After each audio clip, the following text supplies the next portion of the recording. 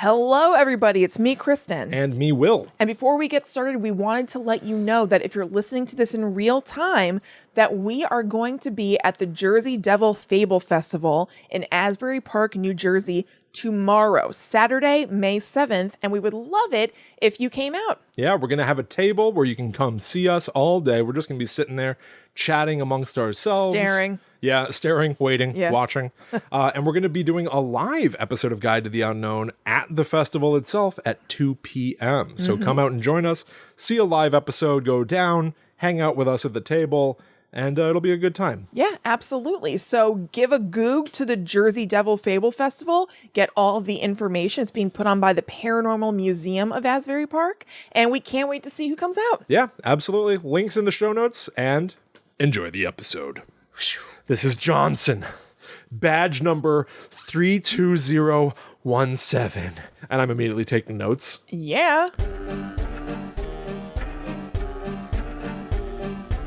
Hello, welcome to Guide to the Unknown. I'm Kristen. And I'm her little brother, William. And this week, Will's going to take it away and give us some San Francisco treats. We're going to pull that little trolley string. Ding, ding. And stop at Willie's place. It's my show now. Yep. I am now in control of all things. Yes. Yeah, I just got back from San Francisco. I was there for about a week. Literally got back yesterday or the day before? Yesterday.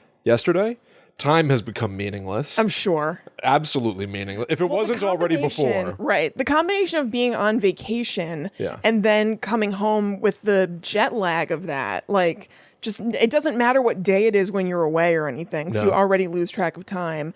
And then your body just must be feeling all over the place. I thought that I would be immune to jet lag because I don't care about time anyway. It turns out I'm not. I'm very tired. Yeah. We've all been sleeping quite a bit. I'm sure. In this house, which has been lovely, quite frankly. Good. But yeah, out in San Francisco, I tackled a few Guide to the Unknown-esque things that I think I'd like to share with you and our listeners. Something that's going to like blow your hair back necessarily. I'm looking forward to it. Did you see a drive-by fruiting? Why would you ask that question? Because Mrs. Doubtfire takes place in San Francisco. Is that right? I think so. She gets off a trolley. I think you're right about... Yeah, you're absolutely right. Yeah. Wow, weird reference. Yeah. I disagree, but... Everybody out in San Francisco kept going, hey, where are you from? To me. And I really had this feeling like, how do you know I'm not from here? Right? How dare you? I don't know. Maybe they're just so used to like tourists and stuff and they hadn't seen you around. They're, stomping grounds. Maybe it was the fact that I was wearing, like a fanny pack and a visor and shorts and white socks up to my knees. That could do it. A camera around your neck. Yeah, I can't believe, I guess I looked like a consummate, tourist. Huh. I don't know. But I kept thinking that it looked like Full House. Oh, okay. I also had the feeling sense. Anytime that I've ever gone to California, I don't care. I was far north of LA, but I got off the plane and I was like, yeah, this is California. You look down any street and there are just mountains. Yeah. That's cool. Those like LA hills seem to be everywhere throughout the state. Yeah. Where I was like, yeah, this entire state appears to be one thing. I'm not sure. But so at least it's a nice thing. I guess, yeah, I certainly liked it. I liked it quite a bit. And where we ended up going, we flew out for a wedding, I should say. Right. So we flew initially into San Francisco, but then we had to drive a few hours north to go to this wedding that was like so drastically in the middle of nowhere that I instantly started thinking about murder. Right. Immediately. You committing it or solving it? Yeah. I think I'd be the solver numero uno. Oh, great. We the way that we had to get to this wedding venue, Kristen, was so spooky and fun. We had to drive through like redwood forests, up and down a mountain, incredibly tight hairpin turns. I said to Allie, and I don't know why I thought that this would go over just like nothing, but I said very strategically as Allie was driving, I said, I wonder if anybody's like, I wonder if cars flip on these turns ever. Because in my head, I'd started convincing myself we're going to flip over. Yeah. Not that she wasn't doing anything wrong. No, but just because it's so extreme. So extreme, such extreme plunges off to the right. That's scary. Zero barrier whatsoever. Isn't that crazy? It's really crazy. Don't you feel like we should have found a way to make this not a thing? Yeah. You know, like I even do. I'm sure it's way more extreme what you saw, but even in parts of like Connecticut, actually even in parts of New Jersey, Yeah. there have been areas where it's like that, where it's just a drop off and it's like it feels like it's 2 inches from your car. Yeah. Why? Absolutely terrifying. And this path that you take, one, your cell service is cutting in and out constantly. So like I already start thinking about like horror movies and mystery stories where they need some contrivance to be like, the cell signal's down, and it feels ham-handed. Right. It's all true. No contrivance necessary. No, it's the year 2022, and it's completely natural to lose your cell signal all over the place. It seems like a difference of like 50 feet one way or the other, and you either have cell service or you don't. Right. I do not understand how There's cell got to towers be a work. line. I guess. So we're taking all of these tight, like hairpin turns, and it's making me so anxious that you can literally just look out your window down to a fairly sheer drop. Yeah, I don't like that. And one of the most telltale things about driving through these mountains, I would say, I don't know, maybe every 100 yards or something, they have a little area just off to the side of the road and signs that say, slow cars must pull over. So if you're stuck behind a truck or something that's going, 2 miles an hour, because they really can't afford to take those turns at any kind of speed, they have to pull off to the side of the road so that other cars can go around them. Oh, wow. It is so nerve-wracking. Yeah. And to my credit, I want to say, when we drove back, several cars got out of our way. Ooh. Several cars went into the, like, we're being too slow for the people behind us, and I was the people behind us. I find that information shocking. What? Why? Because you're a slow driver. I am not. Was I good or was I good? It sounds like it. was good. Yeah, it sounds like he must have been. There's Allie's driving here. San Yeah. Francisco correspondent, Allie Palmer. Did you tell her that we saw it flipped over? Okay. Oh, wait, what? The flipped over. Oh, I forgot about that. That's what I was reminding you. Oh, we did see a car that flipped over. Oh, that's so scary. It was like a tractory. It was a truck that had. It was a Ford F-150 that was hauling. Here, wait, come here. Sorry. It was a Ford F-150 that was hauling a camper, and basically, like, as a trailer, and basically the camper had turned on a curve or whatever, but then the side of the F-150 was basically torn out where it had been, like, detached. Oh my God. And so, like, no one was injured, and it didn't look like it was, like, a huge problem, Yeah. but it was like, that car is totaled. I mean, crazy. And a good indication of how, like, Yeah. Yeah. like, How, like, heavy. yeah. That turn was. That, because that trailer, it, like, ripped the car like it was tissue paper. Yeah. Oh my God. Yeah. On the side. Like if a dinosaur in Jurassic Park took its Yes. fingernail Yes. and went along the Yes. car, like keyed it. 100%. Yeah, it was bed, like, ripped out. Oh my God. it was pretty dicey driving. That's scary. Yeah, it was very scary. But You then did it. but we did it. Oh, maybe I will. I did take like a bunch of videos because I love the woods. So I kept in the passenger seat on the way down. I was just like videoing like a million different because Yeah. it would get so dark overhead from like all the trees. It would almost feel like it was like nighttime. Yeah, it was beautiful Nice. and intense. Cool. Thank you, Allie. Yes. Yes. Yeah, of course. So we get to the other side, and it turns out that this Airbnb that we're staying at for the wedding is right on the top of these cliffs. We are genuinely, I could walk to the edge of the cliff and be staring out at the Pacific Ocean within 15 seconds from our That bed. must have been beautiful. Absolutely beautiful. Could not stop thinking about murder. Of course. Couldn't stop thinking about it. Yeah. I'm, yeah. Mid 30s, I think is the average age of everybody staying at these Airbnbs for the wedding. And I start thinking about how, like, anytime that I've ever considered, and then there were Murder. none. Yeah, murder, most foul. Anytime I've ever thought about, like, old Agatha Christie style mysteries. You were kind of in the perfect scenario. Yeah. In the perfect setting. Yes, Like I with old always think that bluffs. those characters are, like, way older. No. No, I'm that age now. And so at one point I was watching somebody who I didn't know, because I don't know anybody. I'm Allie's Yeah. date basically. Right. But so at one point I'm looking out the windows at the cliff and I'm watching as one person alone starts walking out to look at the water at the cliff's edge. Oh, And I man. start thinking, what if they don't come back? Yeah. What if they don't come back? I just read a book that was set at a wedding on like, cliffs and whatever called the guest list. And that scenario would absolutely fit well in there. I'll tell you what, maybe I'll have to read that book because I'm of a mind It's okay. to write a story. Yeah. I've been writing a story in my head. Haven't put pen to paper. I haven't written a goddamn word. But I'm telling myself a whole story about this event that I really think would be fun. Like a modern sort of classic throwback kind of story. This was not that. So, well, that's what I want. The path is wide open. Thank you. Thank you very much. What is that called? It's The Guest List by Lucy Foley. I like it. I'll have to check it I out. only kind of liked it. Well, even still. Yeah. Don't deter me. Don't stop me. No, I kind of want to stop you from spending hours reading something. All right, maybe I won't read Yeah. it. Maybe I'll just write my own story.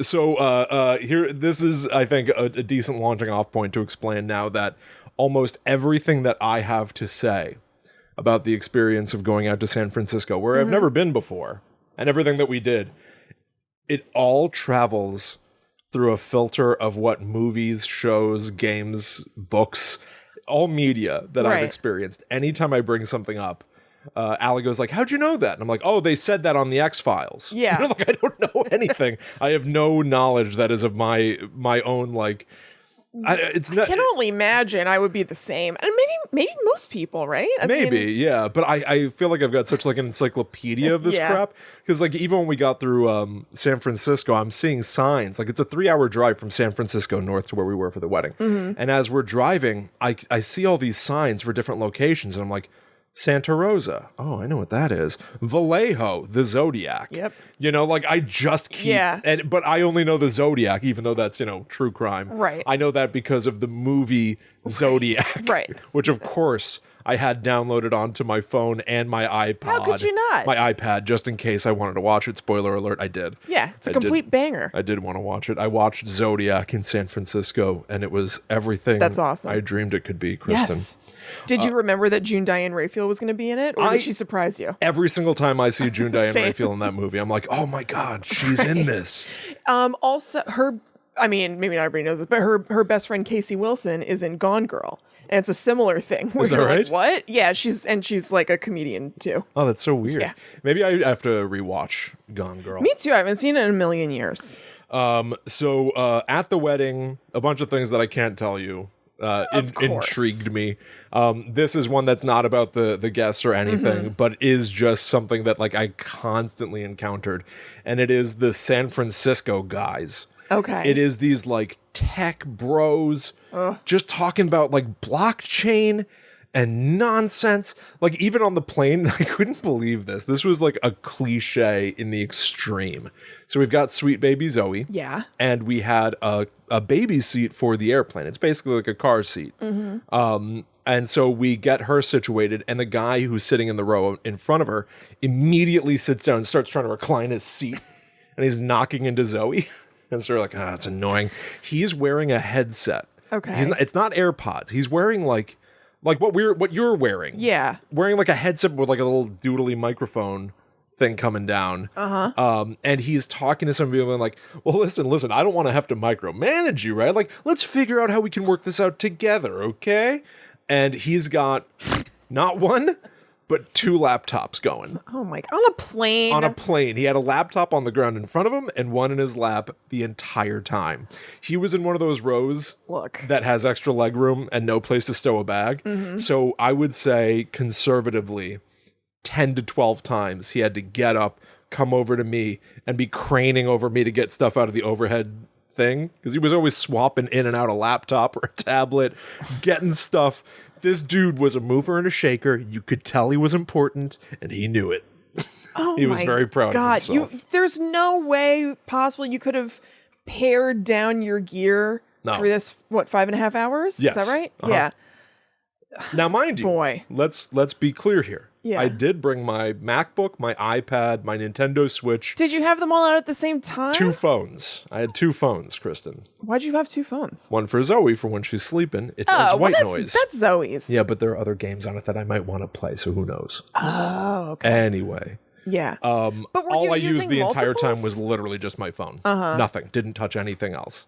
I This would've guy had liked- his hands on a couple of keyboards. I would have liked to see this guy. He was like, who's that guy?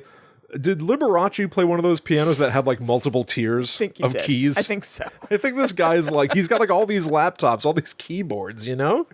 He's like tickling the ivories up there going wild.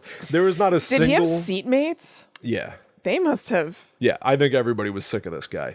He kept putting his He was feet probably up. way more of a nuisance than the baby on the plane. Yo, 100%. And I have to say, Zoe was unbelievable. Yeah, she was. First time ever on a plane, she slept through takeoff. That's awesome. She did not care about landing. She was wonderful. Yeah. Absolutely wonderful. And this tech bro is up there bothering everybody. Right. He keeps putting his feet up on one of the emergency exit doors, and the flight attendants keep going over and being like, once again, sir, please take your goddamn feet down off the door. Oh my God. It was so What a child. irritating. But he was so important, Kristen.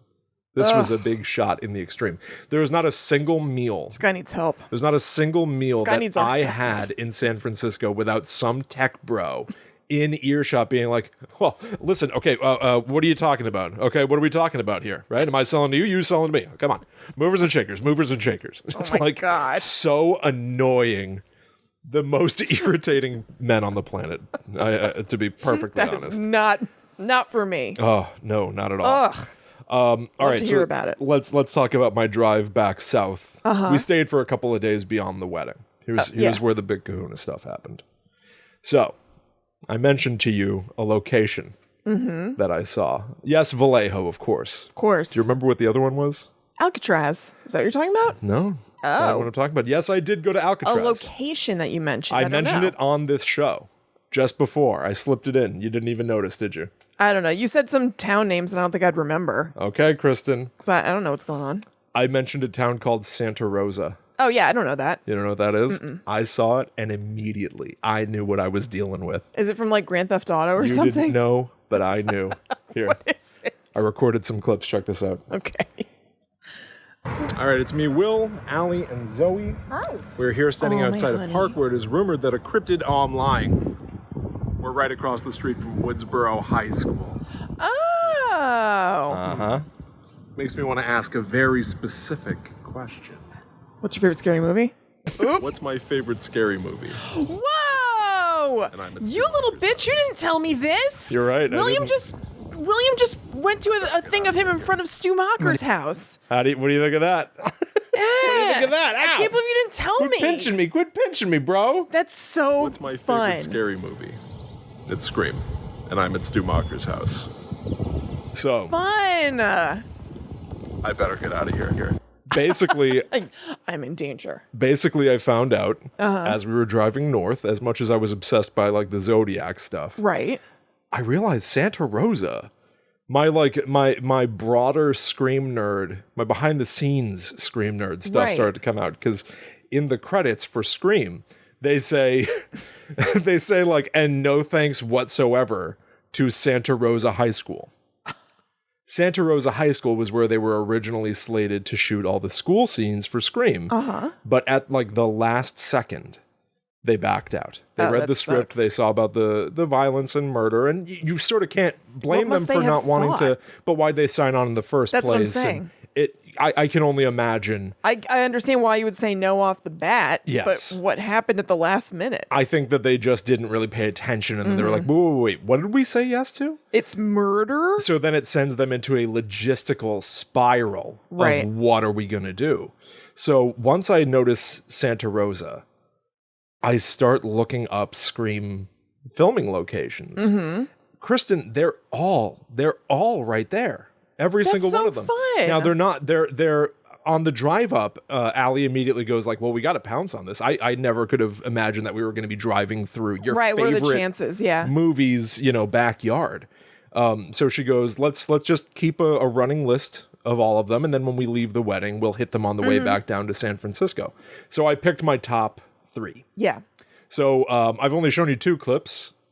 What do you think the third place was? We went to the school. Like the town square? No, that would be a good one. Okay. Yeah, I wanted to. There were other options that I found online for like, here are some addresses, But honestly, they're not. If they were like boom, boom, boom down the street from each other, I would Right. do them all. But they were like, each one of these was a good half hour Far. plus away from each other. I didn't want to drive Allie and Zoe Right. nuts. So I picked 3. So we've got the high school, we've got Stu's house, and the last one that I wanted to see was Sydney's house. That's what I was guessing. We went to Sydney's house first. With that view I know, that beautiful view. from that giant deck. Allie ended up looking up how much that house cost. In 1996, when they filmed, or 95 probably, it was already like 1.7 million. Yeah, that was a very nice house. So Allie was like, I what don't did know what Sydney's her dad exactly. do? I don't know what he was doing. He was staying by the airport for some sort of business conference, True. and it was big business. Maybe he was a tech guy. Maybe he was maybe he was on that airplane. Right. With like a dorky little headset. Yes. Irritating a baby. Right. But the entire house gated off very appropriately. Oh, yeah, I don't blame him. I have to say, it made perfect sense. Well, on 2 levels. One, in real life, that's how you keep a guy like me away from looking at your house. And I do want to say, I was very, very aware of myself. I'm sure you were. I have This no doubt. You're not like... is so similar, and it makes me a little bit sick. That Wait, oh, what? William, was somebody on the porch while you were there? Maybe, yeah. If you'd like to watch the video version, it's at youtube.com/gttupod. And I just noticed that there's a little figure on the porch behind Will in the still from the video that he took at Stu's house. So Stu's house, it turns out, is a wedding venue. Okay, So that's good. I'm hoping that I was not a nuisance, because again, I'm so aware that this is like some Lord of the Rings dork. Some big fat bearded guy shows up to bother you. Uh-huh. You know what I mean? Like I was just very aware of myself in that capacity, but I also was overwhelmed by the desire to big see these places. bearded guyness of myself to be like, well, I'll just drive up and then I'll get out of their hair and I won't bother Yeah, I'll them. move on. I won't lurk. I'm not going to sit there with binoculars and, I shot a quick thing and I got the hell out of there. Right.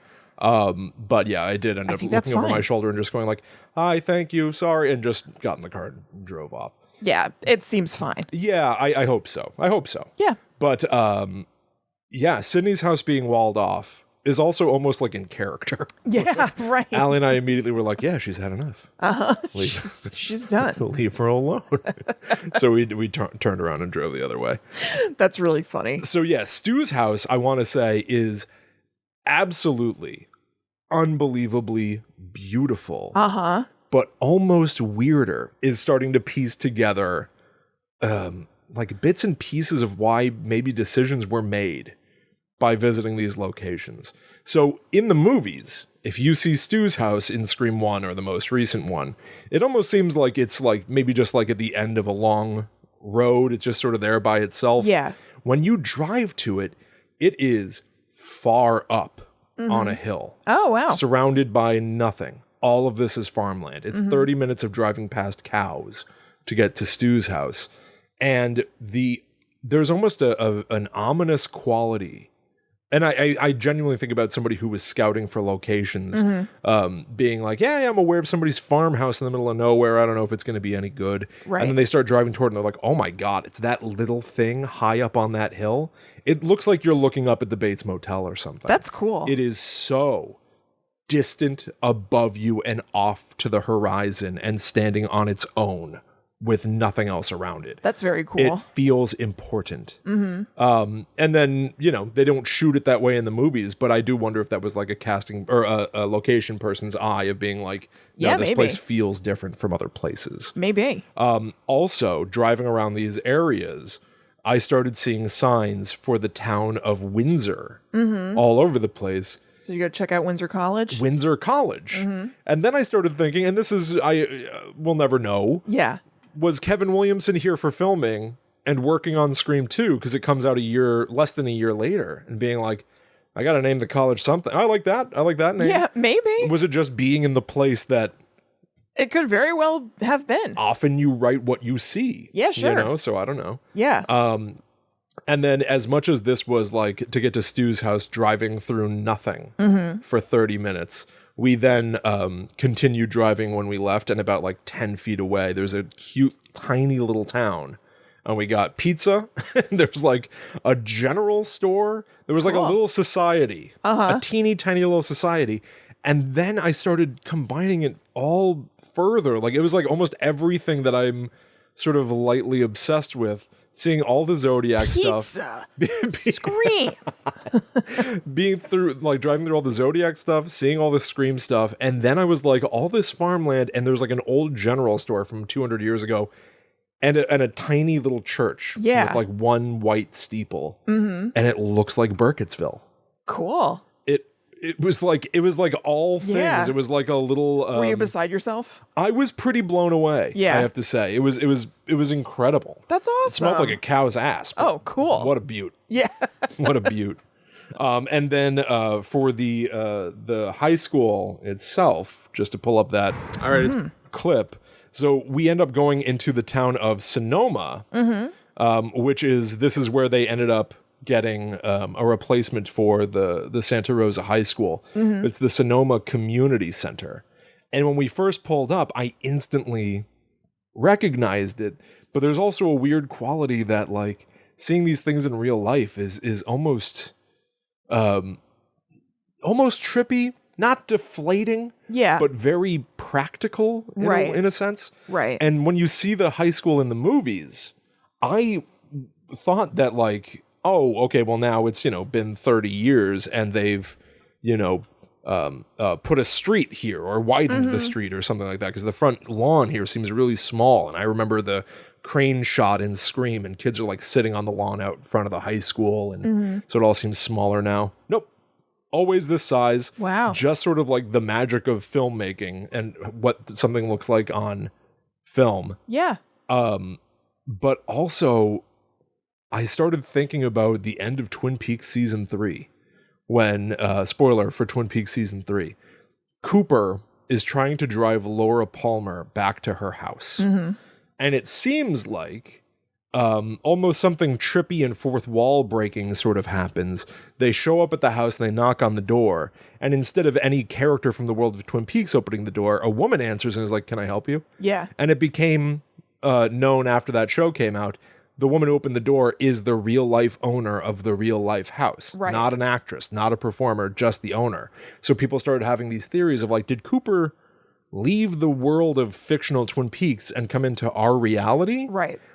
And it felt like that. Yeah. Going to these places in real life. Yeah. Because that's Woodsboro High School. But it's not Woodsboro High School. It's not. It's the Sonoma Community Center. And when you walk up to it, there are like, you're not in Woodsboro, you're in Sonoma. Right. And the doors, they've got an art gallery inside, but the doors were locked, so I couldn't go inside. And everything felt very real. I don't know. I know that's stupid to say because it's real life, but like. No, I get it. It's weird to see something in real life that you've seen in a movie a million times. Yes. And so it creates a strange kind of dissonance, I would think. Exactly. And like going to Stu's house and being like, I better get out of here. Yeah. Because like this is somebody's like wedding venue. And I was almost going to be like, yes, we're looking for a venue. And I was like, well, I'm wearing a ring. We've got a baby in the back. Yeah, right. It sure seems like we might be.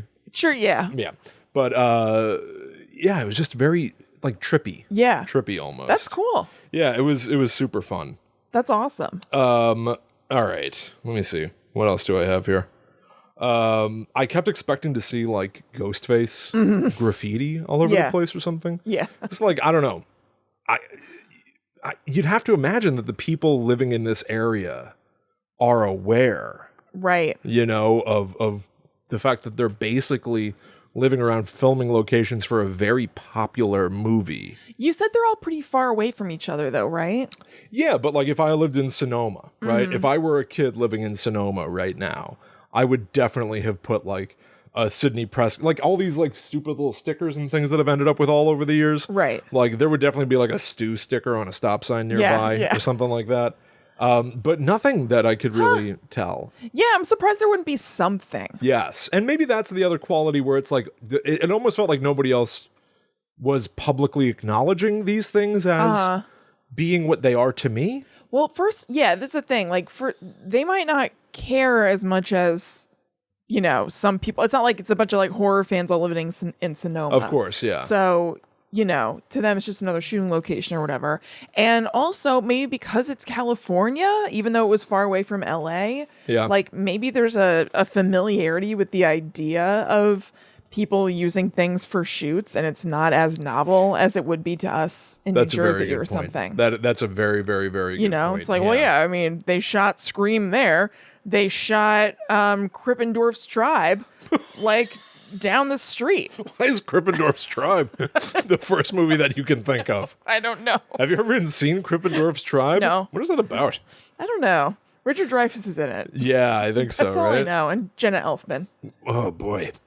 Krippendorf's Tribe. I feel like I've seen that like at the impulse buy in a Wegmans or something. Yeah. And I don't and that's just because they found it in the back. It's a VHS from 30 years ago. Yeah, there's not even a price tag on it. You can just take it. I'm looking up Krippendorf's Tribe right now. Okay. It is from 1998. Okay. After squandering his grant money. That's how it opens.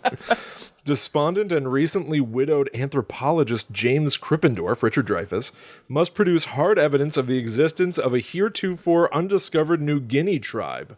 I bet this is offensive. The cover appears to be offensive. It can't be a very sensitive portrayal. Grass skirts, makeup, and staged rituals transform his 3 troubled children into the Shelmikidamu, a primitive culture. This doesn't seem good I don't feel good about it. No. What's this? Oh, thank you. Oh, thank you. A primitive culture whose habits enthrall scholars. But when a spiteful rival threatens to blow the whistle on Krippendorf's ruse... Is that Jenna Elfman? He gets into the act as well. Never mind. I guess. I don't know. It should be called Krippendorf's Ruse. Yeah. Maybe that's the sequel.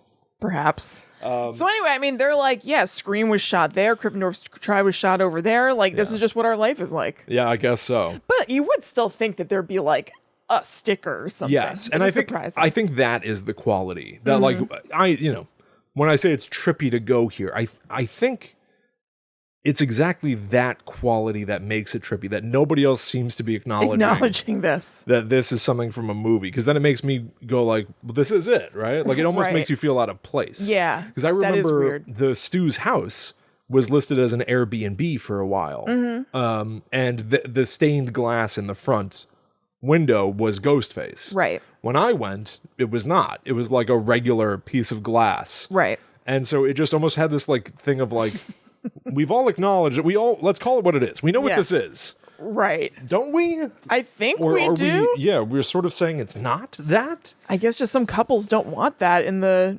background of their shots or something. Which also makes sense, but it turned me into Cooper at the end of Twin Peaks season 3 going like, what? What? Because the way he ends that season is just, just going like, where am I? What's going on? Yeah. It's sort of how it felt a little bit. That's so funny. But speaking of people going there as a wedding venue, there are probably a decent chunk of people, probably the majority of people, have no idea. Yeah. Right? Yeah. Do you think for the average person who's having their wedding at a venue and then they're told this is like an icon of horror and was in a movie it would even be that last year? Because I think to some people, horror fans, it's iconic. And not even every single horror fan. Yeah. I think they're probably saying, if they say anything at all, you may have heard of the movie Scream. That was shot here. And they go, oh, and move on. Do you think some people are like, oh, I don't want that? Maybe. Right? Maybe. Like my house was where like a bunch of people were like stabbed and I'm sure there are people who... someone was set on fire. Well, no, never mind. Yeah. When you watch the most recent movie, by the way, now more than ever, I said this in our commentary track, but now more than ever, it looks like a set because it is. Mm-hmm. But like in the new movie, it's all AstroTurf and it's a built house, right? And it looks so fake to me. Yeah, I hadn't noticed how fake it looked until you pointed it out during that commentary. I'm especially so glad the I could outside. Ruin the illusion for you. The outside in particular, the AstroTurf, I was like, whoa. The outside of Stu's house in the new movie is like a play. Yeah, it looks super fake. It is so bizarre looking. Yeah, whereas in the picture that you showed us of Stu's house, they don't even have a conventional lawn. They have like a bunch of plants and stuff. Now, why wouldn't you want to lean into the fact that the house does not look the same as it once did? You know, like the structure of the house looks the same. You mean? But yes, in the new movie, why wouldn't they want to be like, yeah, there's now like a fountain in the front, like because suggest that time has passed. I think it's all about throwing back to the originals. I guess. Remember? Yeah. So of course, I think that it's a requel, right? Of course, as they say. Yes. All right. Well, let's take a break. And then I want to talk a little bit more about Zodiac, and I want to talk about going to Alcatraz. Yeah. Ooh. But I do sounds good. Also want to remind everybody that, I just said it right now. We've got commentary tracks for all of the Scream movies on our Patreon. That's patreon.com/GTTUpod. That is 5 commentary tracks that you get access to instantly. Yeah. When you join the Ghost tier and up. The Ghost tier starts at $4 a month. If you join as high as our Demon tier, you get an exclusive new episode every single Monday. So you get twice the Guide to the Unknown as anybody else on the planet. That's right. And then there are also extras like those commentary tracks, things that aren't necessarily our like set in stone weekly bonus episode, but we just do it for fun. Yeah, exactly. So there's a lot over at patreon.com/GTTUpod, and you help support the show. You help keep it going, and we appreciate it so incredibly much. I can't tell you. Every once in a while I go, you know what? Let's stop. And then I see somebody sign up to the Patreon. I'm like, the show must go on. We must. The people demand it. Yeah. They want more. Here it comes. We can't disappoint them. Yeah. The pressure of it. I'm starting to crack. No, Kristen. Somebody else just signed up, Kristen. Oh, I'm well. We feel renewed. I'm thriving. Yes. Yeah. We also want to share a clip with all of our listeners today. Yes. This clip comes from our friends over at the Belief Hole podcast. You can get their show at beliefhole.com. We're going to play a clip for you from their episode Entities, Monstrous Muppets, and Nightmares in the Closet. This is a show, by the way, hosted by 3 brothers who cover all things paranormal and weird with deep research, humor, and cinematic storytelling. So here, check out this clip, and we'll see you on the other side. But I did say we're going to talk about monstrous Muppets coming to torment children. Are they screen memories? Are they interdimensional parasites? That is weird, though. I mean, in the context of screen memories, thinking about Muppets, that kind of makes sense. Yeah. Well, and also like the idea of the trickster sort of interdimensional entity that wants to feed on fear. What I wanted to do is kind of discuss that. We just brought these ideas up because I want to go into these stories. And I want people to listen to the stories and kind of think, if this person had a real experience, and if this isn't some reinterpretation of a dream that someone had as a child, if you think that there's legitimacy to this as being a real experience, what category do you think this might fall in? Bam. The Belief Hole podcast releases 2 episodes every single month. Once again, you can get their entire show over at beliefhole.com. That's right. So go check it out. Go check it out, everybody. All right. So let's talk about San Francisco itself. Okay. So like I said, we spent a couple of days. Did you have any rice-a-roni there? No. Did make one rice joke while we were there. How'd that go? Only one. Held back. I said to Zoe at one point, welcome to San Francione. Do you want some rice? Why didn't you say, welcome to San Francione, would you like some rice-a-roni? I think I thought it was funnier to undercut the entire rhyme possibility. That's only if you know the rhyme's coming. But it did kick off a lot of me referring to it as San Francione, which I'm sure never got old. I like that. I'm certain it never got old once. Well, you say a choni for like a million things. Yeah, I do. That's part of the family culture here. It has a fun, it rolls off the tongue nicely, at least in this house. Right. So while we were in San Francione, we rode trolleys. Fine. I was looking at those hills, Kristen, and thinking, I'm a little worried. Scary hills. The hills really are intense. Yeah. And Allie at one point was like, oh, yeah, your calves will burn after a couple of days here. And mentally I was like, oh, I hope she's speaking generally. Right. Like the average person's calves will burn. Right, but mine are impervious because I'm so strong. Or we're not going to walk up those hills, God, right? yeah. Did you? No. Okay, we did good. walk up. We walked up some hills. We did not walk up like the crazy stereotype San Francisco hills. Right. And I still was decently wrecked. How are your feet? You have had foot problems on vacations before because of the walking. How'd it go? Kristen, Yeah? Let me put it to you this way. I was gelling like a felon. Really? You found a solution? Yeah.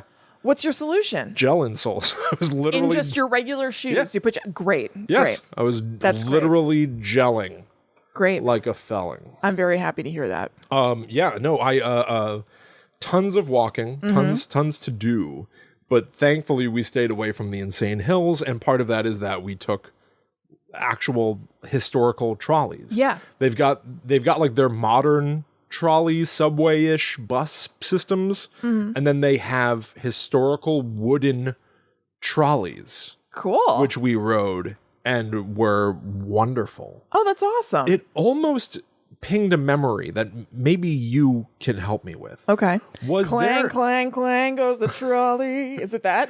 Ding, ding, ding went comes the bell. Zing, zing, zing went my heartstrings. I fell. Thank you. Is that? That was it. You solved it Great. for me. I knew I could help. Did we, when we lived in Connecticut, was there some sort of a trolley? Or did we ever ride... That I'm aware of. Did we ever ride in something that was made of wood? Not off the top. I never But think that of doesn't mean that it didn't happen. I know. I never think of a mode of transportation being wood, Wood. and yet being on this old trolley. Have we traveled in wood? I know. I don't know. It immediately it gave me like a sense memory, as if I'd been on a trolley before, but not deja vu. It don't really know. felt like something from our childhood. I don't know. No? Not that I know of. It was real weird. Now, I want to tell you a story where I've changed all of the details. Okay. To protect the innocent? Yeah. Okay. Because I'm sure he's innocent, but it was crazy. Okay. So at one point, we were on a bus. We had screwed up a couple of times. We like took a bus where we were trying to go, say, north, and we ended up going south. Just a total opposite direction after turnaround. I will say, one of those times we took a bus, and it took us. We were like, "Oh, we're going to be on here for a good long while." And then like stop 3 was the bus depot, and they're like, "End of the line, folks." Oh no. We had to get off. Did you hear? Did it make the news over here that somebody was climbing a building? Not San that Francisco? I know of. You know how like occasionally somebody, it's like the lizard man will like try to scale a skyscraper from the outside. That dude from Rage Against the Machine who climbed up something at like the VMAs. Is that right? Do you remember that? Yeah, I do. Yeah. So somebody was climbing a building. I don't know about that. Yeah, I had heard about it on the news in the morning, and then when Allie and I ended up at the bus depot, I was see like, them? "It's that building." And so we got the off guy the bus, there? and there were a bunch of reporters right at the base of the building, and Did we you were give him a trying comment? You should have inserted yourself. My name is William Rogers. I'm from the East Coast, and boy, did I not bargain for this coming out west, coming out to the Great Wild West. I'm not from San Francisco. I don't even like rice, but this is wild. They don't use it, you know. How could they not use it? But so I had this like, I had a bit of a Forrest Gump moment where I was like, why are we like walking through like a historical moment right now? So anyway, we get on the bus going the right way. And then at a stop, I can only hear this man at first. And I'm literally changing everything, including where he said he wants to go. This is a made up place as far as I know. I hear a man go, "Does this bus go to Wipeout Comics?" Okay. And the driver goes like, "What?" He's like, "Wipeout Comics. Does it go to Wipeout Comics?" And the guy's like, yeah. And the guy goes, "Okay, all right." Like all indignant. Hey, I'm sorry I'm bothering you. And now he gets onto the bus and he plops down and I can see him.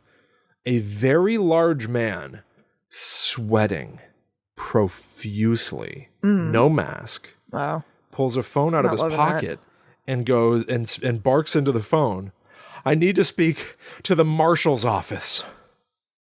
And like instantly, I'm like, what is... What a weird combination of things. You need to get to Wipeout Comics, but you also have to speak to the marshal's office. Yes. That makes it seem, I don't know. And what I'm telling you, even though I changed the names, it is the equivalent of saying I need to go to a comic shop. Right. It was a somewhat like frivolous retail oriented place that he needed to get to right now, but he needed to talk to the sheriff's office. So I'm tuning in big time. Oh, yeah. And he goes, "This is Johnson. badge number 32017. And I'm immediately taking notes. Yeah. He goes, I'm having a hard time breathing. And I feel really, really sick. Oh my God. And I start looking around the bus to see if everybody else is getting as nervous as I am. And like Allie and I lock eyes for a second and I like tighten my mask. Yeah. You know, and I'm like, what is going on? I was about to spew. And he goes, I'm going to be there soon. I just need you to have a glass of water ready for me because I feel really sick. He is speaking with so much effort, but also so deliberately and punctuating every plosive of the word sick. I feel like he needs to go to the hospital. Don't get on the bus, Johnson. Yeah. Go to the hospital. Oh my God. Don't sit near my daughter. No. Get out of here. So he's sitting on the bus and I'm thinking like my head is spinning. Right? Is there a crime at Wipeout Comics that I know. Yeah. Yeah. So I'm thinking like, is there like a secret marshal's office like at the back of you ask for like a particular comic book and they're like, yes, right this way, sir. It opens up a door. And it's a bunch of people smoking cigarettes and they glance at you as you come in. They're like, And come hand over you a here. glass of water, hopefully. Take a look at the plans. We've got this glass of water ready for you, Johnson. Are you dying? Oh my God. It sounded bad. Oh, and he kept going like, I'm really out of shape and I'm just worried. And so I was like, is this like I'm walking around San Francisco all day and I can't do it. I'm sweating, or is this I'm like, COVID? oh my I'm God. barking out COVID breath on this bus, shouting at the top of my lungs, making phone calls. Did you at any moment think that you were on hidden camera or something? No. Like they're seeing if like somebody is going to help this man? I mean, how? I don't know. This is so weird. Sir, let me sop you. Please. No, I'll take my mask off and sop up it's your just forehead. so weird. Kristen, I couldn't believe it. Oh, and then before he gets off the bus at Wipeout Comics or whatever I wrote, he turns and he goes, he's cute about Zoe. He's like, how old is he? I was like, she's 15 months. He's like, they're a handful at that age. Seems like you're a bit of a handful. Yeah. Oh my God. It was crazy. I hope this guy's okay. There were several characters. I'm sure. Everybody's a character, right? Yeah. So like there was that guy, and he got off the bus and out of our life, and Wow. I wish him well. But I did write down his name, his badge number, Yeah, of which all course. felt so Did specific. you give it a goog? No. But I do think I should check the obituaries because Yeah, it didn't seem good. I want to check the obits. I wish you well. Of course. I changed your name to Johnson. I changed your badge, but I do have all your information. I hope you're okay. Man. It was intense. It was very Sounds intense. like it. But it also felt, again, like a murder mystery. Like somebody just like, I'm minding my own business, thinking about how like Sonic the Hedgehog 2 starts in San Francisco, and you go downhill. That's right. On those hills. There's like skateboarding basically. Yeah. And I'm thinking about that kind of thing. I thought you were talking about the movie for a second, and I was like, you saw Sonic the Hedgehog 2? No, I didn't even see I want Sonic to the see Hedgehog Sonic the 1. Hedgehog 2. Yeah, I think they referenced Sonic the Hedgehog 2 in the new movie. Huh? The San Francisco stuff. So I'm thinking like I'm sitting here just thinking about my day, Right. And now here comes a ton of information Here for comes me. trouble. Here comes like here he comes. Where do I go? Like it was crazy, but like I'm thinking like Also, why doesn't he have access to different resources? Yes. Why is he Detectives taking, are like, just the popping bus? on trolleys? I know. And like it felt like information that I should be writing down, like Johnson was poisoned. Right. And I can give the details to somebody later down the line where I was like, yes, I did cross paths with Johnson. Yeah. I do have his badge number. I do know where he was going. I do know how he felt. Like This I is know all so highly irregular. I know so much about this man. Right. He may as well have just He was so said loudly saying it. I'm working on secret case 4219er. Like saying things Right. for someone to overhear and write down. It was so bizarre. But then for other characters, we went to the a very famous boardwalk where we saw big seals, like big fat sea lions floating on Nice. docks. And it's like, I've never seen Game of Thrones, but I can only neither. imagine that it's how it felt to watch the show when the game is being played with the thrones and you don't know who's going to end up in the throne or whatever that show's about. Because I was watching this thing and there would be like a big fat sea lion on a dock. Yeah. And then other sea lions would swim up onto the dock and they would fight over they want the who dock. gets ownership of the dock. And there was one sea lion that looked like Crumbs. And he does look like a sea lion. He does. He's a beautiful boy. But this sea lion on the dock was clearly like had been there for a while. His fur is all dry. Sounds like Crumbs. He's all dried out, and every sea lion that's trying to get to him is all like wet from the water, and so they're all slick and stuff. Yeah. So the sea lion that's been there for a while has clearly been holding this piece of property for a bit. Yeah. And anytime somebody comes up, he like, like fights them and gets them back into the water. And I shot a video, and in it, I told Allie after the fact, I was like, watch when they defeat the king. You can hear like the entire boardwalk go, oh, when you listen to it, you only hear me. So there were people all around. And now I'm like, is that how that moment went? Right. Was I the only one who cared? I could have sworn we were all in on this, but it sure seems like from the video, I was the only one that was like, the king's been defeated. Whoa! It's like my wrestling or something, watching seals fight over a dock. So funny. But there was a magician on the boardwalk. Like kind of like a hackneyed kind of, you know, I don't know. He's juggling fine, all well and good. Sure. But as we were walking past him the final time, he was trying to get up on a big unicycle, and he had people helping him because it was really tall. It was like a 6-foot high unicycle. God. So he's balancing on the wheels, and then he's got to get the seat. He's got to sit on the seat. Mm-hmm. So the last thing that I heard this magician say to the helpers, he goes like, all right, fellas, now just help position that seat there under my my area. Walked away. No, like wasn't saying it to be to be funny. It like genuinely just called it his area. My area. Position the seat under my my area. Please. Also, I kind of think if your routine has an element to it where somebody has to position something under your area, then you should really have a magician's assistant with you. Oh, yeah. Somebody just walking on the boardwalk has to get this bicycle seat under this guy's taint and like tip him $1 into an overturned top hat. I need you to get this seat under something between something I don't have and something I have a lot of. You can please help me. Anyway. Oh, God. Went into Houdini's magic shop, did a quick 180, got right the hell out of there. Why? What's the deal? Holy crap. I thought that this place was going to be like a huge, deep magic shop. That's fun. They had a Zoltar machine out front and skeletons. It was cool. I was going to go in there and try to seems get some like promising. Guide to the Unknown fodder. Yeah. Walked in. There's one guy wearing like a curly hair wig. We're not sure. weird. It wasn't like a rainbow wig or anything fantastical, but when we left, Ali goes, is that man's hair real? It was like a young man. We have no idea. But so we walked in and it was like fake dog crap Yeah. and joy Okay. buzzers. It was like the magic store that Pee-wee goes to, Yeah. it sounds like, in Pee-wee's Big Adventure. Way less exciting. Yeah, because that place is scary, That place is scary, but it also seemed like it had like a lot going on in it. Mm-hmm. It was two guys behind the counter. And I don't know how they can justify having two people on staff. I don't at a get it. time. I don't Yeah. get it. And like, they asked if they could knows? help us. It seemed like they needed help, and we got out of there. I don't blame We you. left.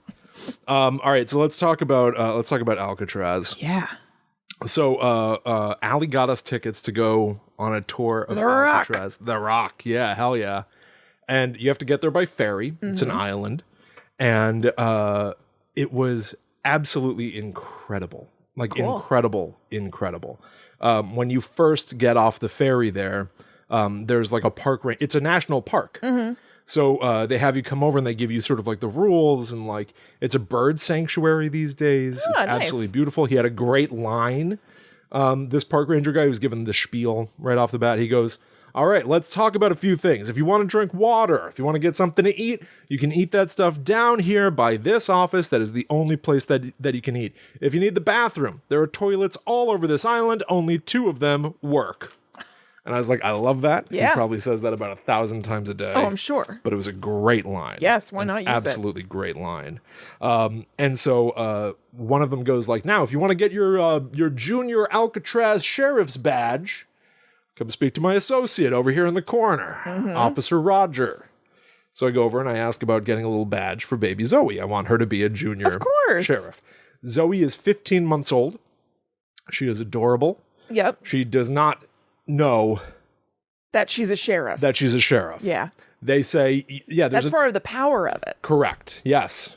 They go, here's an activity booklet. Have your child fill it out. Oh, boy. We'll check their progress when you bring it back and see if they earn their badge. Did you cheat? I say, well, she's 15 months old. Can I just have the badge? And the guy goes, you know what? It's good for all ages. So he hands me a workbook What? to fill out and She's a little 15 months old. and a little golf pencil. Allie and I go off on the tour. Alcatraz, like San Francisco, is primarily vertical. They're like, yep, climbing to the top of Alcatraz is the equivalent of going up 10 stories of a building. If anybody feels like they can't make that walk, we've got little cars. Didn't take the car. Direct me to the car. You know, I thought of that You for a did the second. I walk? was like, we're going to walk. Oh, okay. 10 It was- stories is not that much. No, it's really not. By the time that I got up to the top, I was like, it's still not that much. Oh, okay. But like, how lazy do I feel like I want to be? It'd be I nice guess to them feel making a nothing. big deal about it would It's make me feel like you maybe should. I should back off. But Yeah. when you think about 10 stories, like that's not that crazy. Listen, I broke a sweat. Oh, but I'm it was sure. It was not that much. But so we walk up to the top, and now you've got the cell blocks, and you can walk through, and you can peek into one of the cells where they have replicas of people who escaped at one point. Oh, I love that Who kind put of their stuff. paper mache heads in the bed, and Yeah. it's very creepy looking. Yeah, I love that. It's like Uncanny Valley in real life. You're looking at these paper mache heads. They don't really have faces. Right. You can imagine a guard walking by and glancing around at a bunch of people. and being like, Yeah. "All right, there are people in that There bed." was a lump in that bed. It's dark. But when you're whatever. looking at it up close, you're like, ew. Like, it's like a flesh tone lump. Yeah. With hair on it. It's like very eerie. Most of the toilets are completely shattered. What do you mean? Like, it's as if an elephant sat on the bowl. What happened to them? I don't know. Huh. I do want an answer to this. Me too. I'll never ask. No, me neither. But it is peculiar. Everything Right. else seems to be in decent Pretty repair. good condition. But the bowls, Kristen, the bowls. The tank was fine. That Or is did it weird. really I have don't a get tank? it. Maybe it just went into the wall. I would think that you'd want that to be like the strongest part of the toilet. You Because would now I'm think. thinking, was the tank like so well constructed or of a stronger material that it stood the test of time? Yeah. But like the bowl has become rubble. But you sit on the bowl. You're going to want a sturdy bowl. right. I have no idea. Yeah. I do not know. Zoe could not have been less interested. Okay. I have to say. Sure. I think that it was a bit much. yeah. She did not want to be in her stroller. Oh. She wanted to it was quiet up there. Yeah. Echoey as all get out. And she wanted to hoot and howl and holler. She did? Yeah. Oh, that's It was awesome. very awesome and also very hard to keep her satisfied. Incredibly hard. But it was cool. We got to stand inside their solitary confinement thing and go inside a cell and Cool. do all of this cool, interesting Yeah. stuff. And this was another case where I said to Allie, oh, yeah, I know where we are. And this all looks exactly in Tony Hawk's Pro Skater 4. Alcatraz is a level. Yeah. And I know exactly where we're going because of that video game level. That's awesome. And I do. Yeah. And I looked at it again after we got off the island and yeah, that PlayStation 2 game had it dead right. Accurate. It felt yeah. like I was in Tony Hawk's Pro Skater 4. Oh, Going the to Alcatraz. dream. the absolute Yeah. dream, Kristen. But it was super, super cool. Did they talk about The Rock, the movie? No. Huh. No. It How did do make you me want to not? watch The Rock. I watched The Rock, in the last couple of years. And it was good. Yeah, I you would mention that and I shrugged it off, but I think I do want to. It would probably be fun to watch, having been there. I think that's probably Yeah. true. So we get back down, and we're waiting for the ferry back, and I realize I didn't fill out any of that stupid workbook. Oh, right. So I start flipping through the workbook and filling it out, and one of them you're supposed to be a lot of the questions are okay, fill this part out when you're standing in the cell blocks. Oh. And some of the questions... It's to keep kids busy and not as bored Exactly. as they might be. But some of the questions are how would you feel if you were behind the bars? And I wrote, Bad. bad. I wrote this sitting there. I would feel bad, I can't sir. believe that that person didn't just give you the pin. I know. And one of them was like, did you notice the cannon that's pointed out the window? What do you think that's for? And I wrote, to protect us. To protect us. And but then it says like, what year is written above the door? I'm like, crap. Oh my God. But then somebody goes, the ferry is coming. It'll be here in 5 minutes, folks. I'm like, all right, screw this.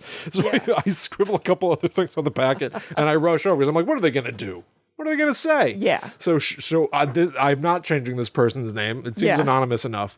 Ranger Roger goes, oh, hey there. Did you finish the packet? Did your kid finish the packet? And I went, well, he goes, let me check it. Let's check your work. And I went, I got to be honest with you. My daughter's 15 months old. I filled this out and I didn't finish. So can I get that badge? Do what we will. Yeah. And he goes, well, let's just take a look. And I go, I got to tell you, I just want to get the badge. Yeah. And he goes, okay, well, what was your favorite part of visiting Alcatraz? He says to me without. Now, it's fine to ask me what my favorite part of visiting Alcatraz was. This is so weird. The cadence of his question was as if I was 7. Right. He did not adjust his patter for the fact that he's speaking to a 35-year-old balding man. Maybe he was a robot. I think so. I think that he had, and I've done this before. Yeah. I've done this before when like I worked at a restaurant or. No, like, I know. I was making a joke that he was an actual robot, but yeah, you just get locked into. You're locked into your mode. This is how I usually have to talk to people out of this window. But at no point did he update it. So he goes, "What was your favorite part of visiting Alcatraz?" No irony, not being cute. Yeah. Genuinely asking. I was like, "Oh, the cell blocks." And he goes, "Yeah. There's a lot of history here, isn't there?" And I went, "Yeah." Yeah, there is. Did you go, Roger Rogers? I didn't. Like, we have a kinship. Just give me my goddamn badge. Give me badge. the goddamn badge and I'll get out of your hair. Right. But he was like, to think that all of the things happened here on this very island. All right, buddy, the ferry's really coming incredible. And I really did. I was like, I know. Yeah, I know. So he gave me the badge. We got the hell out of there. God. It was incredible, though. Yeah. I couldn't believe it because I really did. He hung. He left a silence when he goes, what was your favorite part of the island? And I went, oh, gotta be the cells upstairs, just really intense. He goes, yeah. And left room for me to continue. So I was like, it just seemed like like they spent a lot of time in there. Spent a lot of time, must have been like hard time though. Right. Not easy time. Oh my God. Also, kids grew up on this island, and I never really thought about that before. And he goes, yes. Many children grew up on this very island and take the ferry to school. Oh. I was like, wow, thank you, Sheriff Roger. What do you mean there were kids living on the island? This is true. So I never thought about this, but the guards lived on the island. Oh, okay. They would have like apartments on the island. Oh. And their kids lived on the island and would play. They had like a part of the island that was for them to play like stickball and stuff like that. And they would take the ferry to school. Oh, all right. So like kids grew up on Alcatraz Island, which is crazy. Yeah. But I had this out of body experience where I was like, Ranger Roger also sort of rebooted me into being a kid, and I'm not giving him enough info. Yeah. Where I have to like be like, Moby Dick was a fish, a big fish, a really, really big fish. Like, what do I have to do to satisfy you so I can move on with my day? It was a wild scene. It sounds like it. But it was, Kristen, it was a hell of a trip. It sounds it was very enjoyable. It was really fun. It was wonderful. We drove past the corner of Washington and Cherry, where the Zodiac killed Paul Stein, a cab driver. Yeah. And and similar to like Ghostface, I kept thinking like, I wonder if anyone's gonna have like a Zodiac symbol around here or something. I guess it'd be a little bit more way worse way worse of a thing to do, but like it didn't seem impossible either.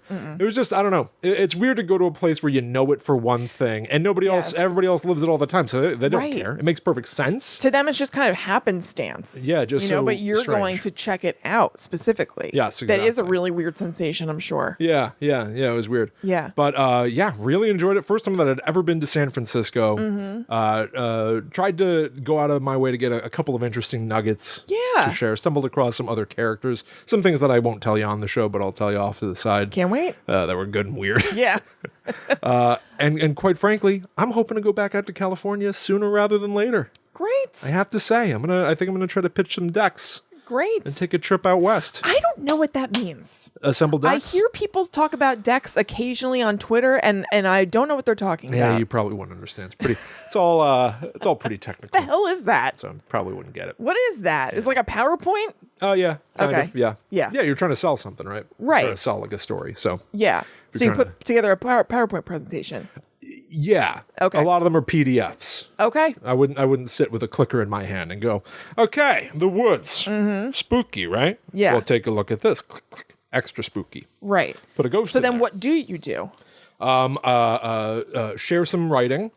Share a trajectory of where the story would go from this point. But what's going on with the deck? You're not clicking. What's happening? Oh, you send it to somebody or print it out or share it on a screen. So it's like sending somebody a Google Doc. Yeah, sort of. Okay. Yeah. Okay. I mean, Gotcha. what else does it need to be? I don't know. There's something I just don't know what it is. Yeah. Okay. Who's asking? I've just seen people Sorry. talk about working on decks before, and I have assumed that it was a bunch of slides, but I don't really know. Feels like a lot of probing into process, and everybody has their own process. Of course. I wouldn't. I'll be honest with you. I'm not sure how much my process actually aligns with anybody else's.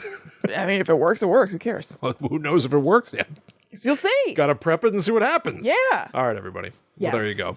Thank you so much. We hope you enjoyed it. We will be back next week with more stuff. But in the meantime, if you would like even more Guides to the Unknown, as we mentioned before, go to patreon.com/GTTUpod, and we would love to see you over there. And you can also go to gttupod.com, which is the home of Guides to the Unknown. You can find all sorts of stuff, links to our Facebook group, links to all of our past episodes, info on advertising, and go check it out. Yep. And we probably should have said this, but if you're listening to this on the day that it drops, tomorrow, Kristen and I are going to be at the New Jersey Devil Festival. The Jersey Devil Fable Festival. In Yep. Asbury Park. Yes. We're going to be doing a live show at 2 p.m. Eastern, but we're also going to have a table all day, so come down and say hello. Yeah. Yeah. Check the show notes for a link if you want to get tickets to that. Yeah. Alongside. It's a free event, but then there are things that are paid within the event that you could choose to participate in. Perfect. Our thing is free. Okay. So free. Come down and see us then, please, everybody. And you can also follow us online. Yep. I'm at Chillin' Kristen. I am at The Myth Traveler. So thank you all so much for joining us. This was almost just like what a lot of podcasts are. Yeah. We're just sort of like conversational and laid back. This is not Yeah. what we typically do here. I hope people enjoyed it. Right. I did. Yeah. All right, everybody. We'll see you next week for more spooky stuff. But until that time comes, we must travel. Back to the netherworld. Go we.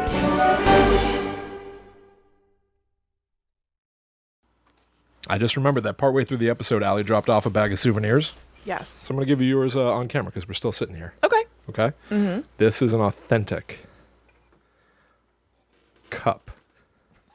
Authentic cup. Ooh. An authentic Alcatraz cup. A tin cup. Pinky up. That Awesome. I guess you would use to sip. And clang against the bars. Why were they doing that? I don't know. To annoy the guards? Seems like everything would annoy the guards. I guess, but I don't know. Anyway, but now you got one. All right, cool. Thank you. You know what they said? What? They said that the guards would have to make sure that they walked down perfectly through the middle of the halls to avoid anybody reaching out to grab them. Oh my God. Isn't that horrible? Yes. Like if you stray to one side or the other, Right. someone's just going to reach out and grab you and pull you. Like, what a nightmare. I'd be getting grabbed constantly. What a nightmare. Ugh. God, no thank you. Anyway, now you can feel like you're in prison in the confines of Great. your very own home. Yeah. Oh, actually, it says something. Yeah. On the bottom, it says this replica cup made of stainless steel is based on an original in the museum collection of the Golden Gate National Recreation Area. It is an official Alcatraz inmate cup. There you go. Great. Now Zoe's a junior guard. You're an official and I'm inmate. a prisoner. Wow, how fun. I bet I can bribe her to let me out Yeah, oh, probably. quite easily. Yeah, just offers her some fresh berries. Yeah. Or an egg. Egg. She likes egg. I'll eat egg.